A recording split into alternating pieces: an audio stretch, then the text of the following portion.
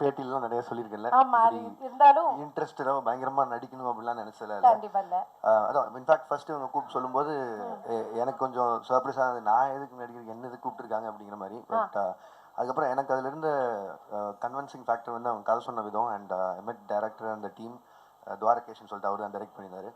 So அதையெல்லாம் வச்சு பார்க்கும்போது சரி ஏன் பண்ணக்கூடாது அப்படிங்கிற மாதிரி தோணுச்சு. அண்ட் எனக்கு பேசிக்காகவே தெரியும் கமல் சார் எவ்வளோ பிடிக்கும்னு. ஐ மீன் எவ்வளோ கிட்டத்தட்ட நான் ஒரு 9 வருஷமாக இண்டஸ்ட்ரியில் அவரை பற்றி அதிகமாக பேசியிருப்பேன்னு நினைக்கிறேன்.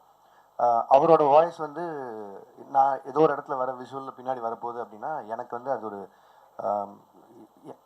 சொல்லிக்கிற அளவுக்கு என்னோடய ஃபிலிமோகிராஃபியில் ஏதோ ஒன்று நல்ல விஷயமா பட்டுச்சு. அண்ட் இதெல்லாம் தான் ஃபேக்டர்ஸ் சரின்னு சொன்னதுக்கு. பட் ஆனால் நான் அப்போ உங்ககிட்ட சொல்லிட்டு தான் இருந்தேன், முதல் நாள் சாயங்காலமே நீங்கள் உங்கள் முடிவை மாற்றுறதுக்கான சான்சஸ் நிறையா இருக்குது.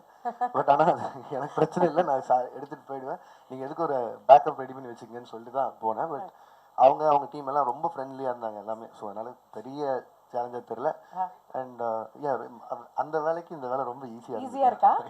செமையா இருக்கு. அப்ப நீங்க நிறைய பண்ணணும். இல்ல சரி, என்ன இவங்க என்ன வச்சிருக்காங்க, அவங்களுடைய ஃபீட்பேக் என்ன நம்ம கேட்டு தெரிஞ்சுக்கலாம். So question and answer open for you all.